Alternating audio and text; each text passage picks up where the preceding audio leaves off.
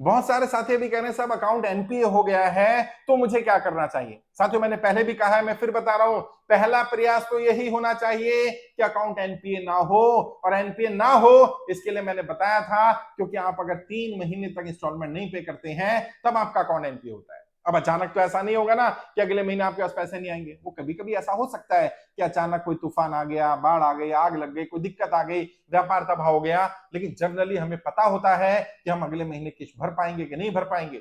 मान लीजिए नौकरी छूट गई है, आप टर्मिनेशन पर चल रहे हैं, आपको नोटिस मिल गया, नोटिस पीरियड चल रहा है, आपको नौकरी से निकाल दिया गया है, आपको पता है 2 महीने बाद में सैलरी नहीं आएगी तो मैं किस्त नहीं भर पाऊंगा, तो क्यों इंतजार करो, अकाउंट एनपीए हो जाकर के बैंक से बात करो। बैंक लीन पीरियड दे देगा, बैंक आपकी ईएमआई को छोटा कर देगा, बैंक आपसे केवल इंटरेस्ट ले लेगा, बैंक आपके लोन को रिस्ट्रक्चर कर देगा। बैंक से पूछ लो क्या क्या विकल्प हैं, अकाउंट को एनपीए मत होने दो। बिजनेस करते हो, दिक्कत आ रही है, बैंक से बात करो। और बात कैसे करनी है, रिटर्न में बात करो, बताओ अपनी समस्या के बारे में। जब बैंक ने आपको लोन दिया था, बैंक ने आपकी आईटीआर भी देखी थी, आपकी बैंकिंग देखी थी, आपकी ट्रांजेक्शन देखी थी, आपका सिविल स्कोर देखा था।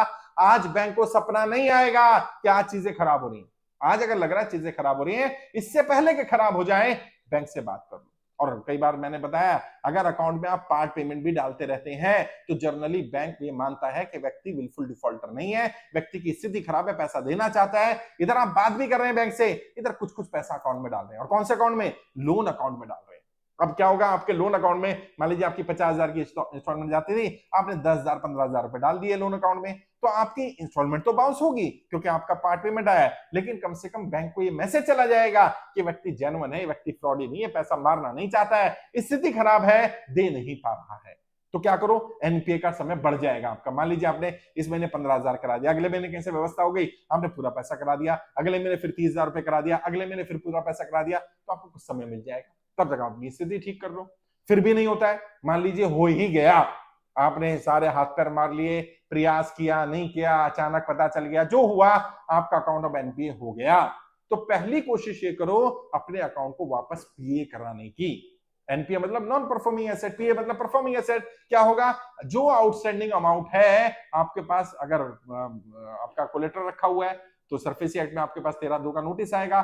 13(2) के नोटिस से पहले ही बैंक से बात करके कहीं से भी व्यवस्था करके इसको पीए में लाने की कोशिश करो।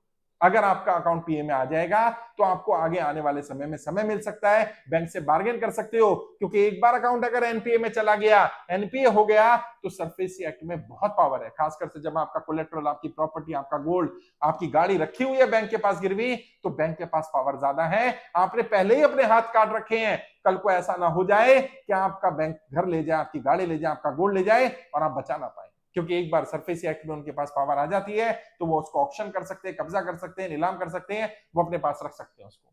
तो सरफेसी एक्ट में एनपीए से पीए में कराने की कोशिश करो। अगर फिर भी नहीं कर पा रहे हो, एनपीए हो गया है, तो जो आपकी प्रॉपर्टी रखी 13(2) का नोटिस आएगा, 60 दिन का समय मिलेगा।